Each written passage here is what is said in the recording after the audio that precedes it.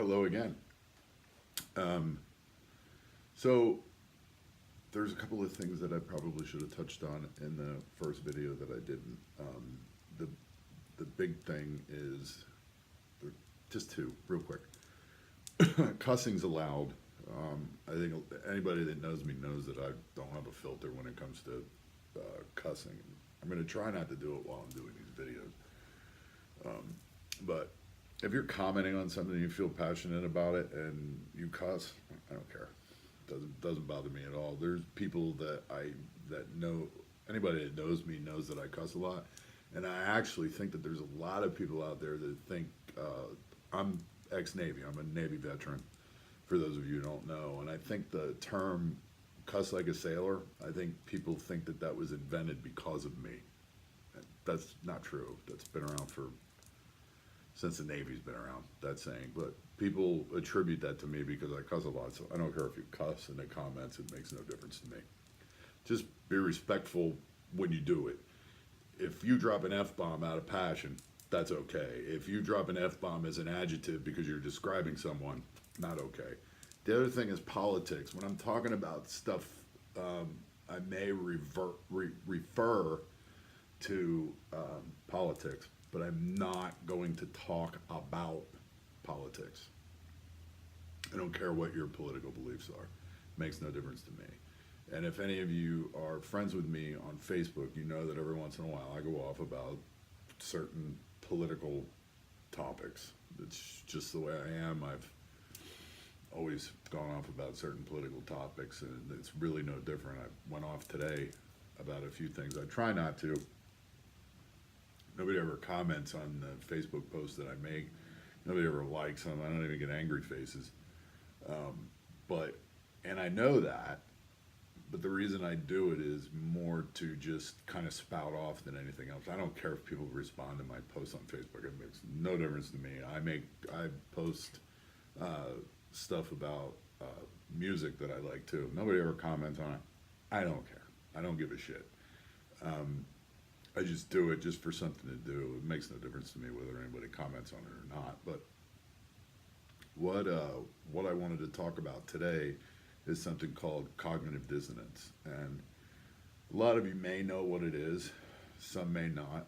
I'll give you my take on cognitive dissonance and how it affects our everyday lives. Cognition is a thought. It's knowledge. And it's something that you learn. And if you look up cognitive dissonance, if you Google it or if you look it up in a dictionary, it'll tell you that it's basically, and I'm paraphrasing here, cognitive dissonance is a belief that you have, and then you're presented contradictory facts to that belief. And the most common example that they use, and you can Google it, just like I did, the most common example that they use is smoking. You smoke, and you're presented with the fact that smoking is not healthy, and it's not. It causes all kinds of bad stuff to happen: cancer, heart disease, hypertension, high blood pressure, limbs fall off. There's all kinds of shit associated with smoking, and it is not good for you. So the cognitive dissonance comes in when our brain, and I'll tell you right now, your mind is not your friend, and I'll get into that in a minute because it has everything to do with cognitive dissonance. Your mind comes up with ways to make smoking acceptable. I'm not picking on smokers. I'm not judging you.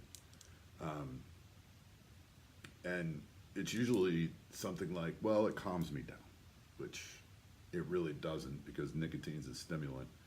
But I smoked for any number of years, and I used that a lot. Whenever I was stressed out, I needed a cigarette. It just had to happen. But it's not really calming you down. If anything, it's doing the opposite. I only smoke when I'm home, or I only smoke when I'm at work. Or one of them that I actually used was, well, I got to die of something. I may as well die of doing something that I like doing. Though that's cognitive dissonance. there's something that you do, there's knowledge that you gain, something that you do, and you discover facts that contradict what you're doing, and you justify it, your mind justifies it to make it okay for you to do. Speeding is another one. I speed because I'm running late. I have to get to work. This is something that we're raised with. It's something that we're born. We're born into things like this, and you're molded at a young age by your parents, and you see your parents.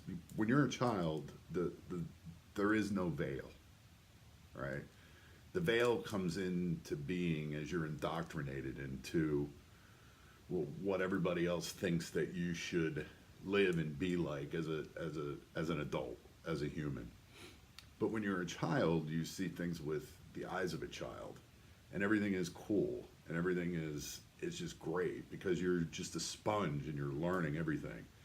And at a really early age, you learn right from wrong. Your parents will tell you no. It's usually the first word that you learn as a child. And an example of how it's learned from your parents is maybe your dad gets home from work every night when you're 4 or 5 years old and drinks a half a bottle of whiskey every night when he gets home, and you ask him why. Because every time he drinks whiskey, he gets stupid and falls down, or he yells at your mom or whatever, and you ask him, Dad, why do you do that every night when you get home? And his answer is, because I had a long day at work. Drinking whiskey calms me down. I'm an adult. I get to do things like this. When you're an adult, you can make your own decisions. That's cognitive dissonance.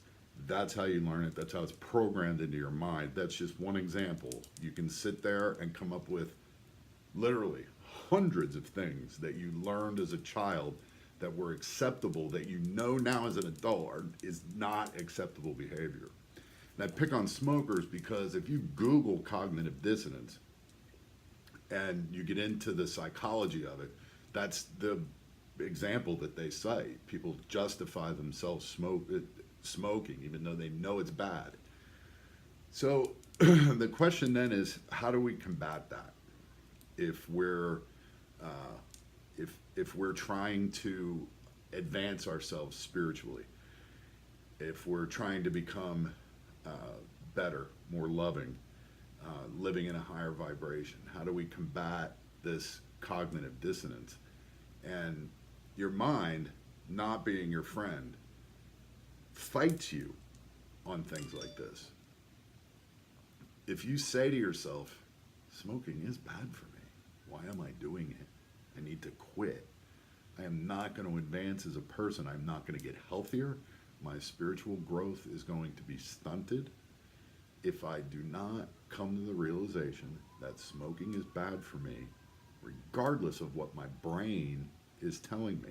My brain is telling me, it's okay, go ahead and smoke. You had a hard day at work and it relaxes you. No, it doesn't work that way. In other words, we have to break that chain. There's that pattern, that behavior, and rather than justify it and continue doing it, you have to realize that it's not the right thing to do and correct the problem from there. Once you admit that it's a problem, smoking, and I'm not judging smokers, I'm not picking on smokers. I'm just using it as an example because it's easy. I could do the same thing with alcoholics, drug addicts, anybody. Like I said, there's millions of examples that you can come up with of cognitive dissonance and why people do things the way that they do, how they justify them. And unless you break that chain, unless you break it at its source and say, I'm not going to smoke anymore because it's bad for me, you're going to continue to do that behavior. And the more you do it, the more passionate you're going to become in defending that position. So if you keep smoking, if somebody gets on you about smoking, you will get very vocal and you will react and you will tell that person, it's none of your damn business why I smoke, first of all. And second of all, I do it because it calms me down. It relaxes me. So it's important in order to break that chain, to recognize the behavior, recognize the knowledge that you have, recognize that the facts don't support what you're doing, the bad behavior, the habit, and it could be anything, like I said, and breaking that and embracing the facts instead of allowing your mind to control the justification of the behavior. And it's not an easy thing to do. One of the best ways of treating it for me is meditation. I'll get into meditation a lot. I'll mention meditation a lot. My plan is to show you how easy it is to meditate. The common excuse for the cognitive dissonance for meditation is I can't clear my mind, I can't focus, it's difficult for me to do. That's all a bunch of crap. Meditation is one of the easiest things to do. It's one of the best things you can do for mind, body, and spirit. And once you get into a habit of meditating, it just becomes second nature. It's just something that your body requires, it needs. But anyway, and I'll get into meditation. I meditate every day without fail. Sometimes for 10 minutes, sometimes for 20 minutes, sometimes for an hour and a half. But that is one good way to break that chain. Remember, meditation, I'll just say this one thing, meditation is not about clearing your mind, it's about allowing thoughts and breathing and not interfering with it. That's what meditation is about. And if you allow the thoughts that are contributing to the behavior that you want to correct so you can advance yourself, meditation is an awesome way to help clear that out, to get that out of the closet that is your mind. Remember, your mind is something that will control you if you allow it. So the best way out of that is to teach yourself how to control your mind. You have to tell your mind, you have to let your mind know that you are the boss, not it. And if you can do that, then you can break these chains, especially with cognitive dissonance, and how you will then embrace the actual fact rather than embracing the excuse or the justification for the behavior and doing what you've been doing for possibly years. I'm not saying it's easy. It's actually really difficult, especially if you want to quit smoking. It's a difficult thing because you've been programmed that way your whole life. Everything that you want to do, you find justification with, whether it's right or wrong. Deep down, you know that the action is wrong, but you do it anyway. So like I said, your mind comes up with ways to make that okay. So in a nutshell, that is cognitive dissonance. And I really believe that in order to break that, in order to advance spiritually, and really physically for your health, because most of the time we justify things that are bad. You know, you don't really have to justify. I don't use cognitive dissonance if I'm going to the gym or if I'm riding my bike or if I'm eating healthy. You don't have to do that.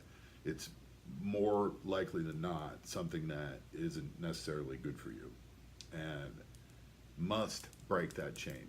There's ways to do it.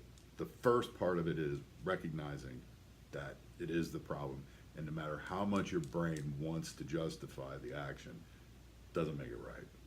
So that's my video on cognitive dissonance. I hope if you didn't know what it was, that you learned something. I hope that if you did know what it was, I gave you some pointers on maybe trying to break it. It's something that we all struggle with. I still do it. I'm much better at it now, but I still struggle with it. Everybody else does. So that's it. And I already went over my 10 to 12 minute limit, which doesn't surprise me at all. We're approaching 15 minutes, so I'm going to get the hell out of here. Please like, share, comment, subscribe, and I'll see you in the next video. Thank you.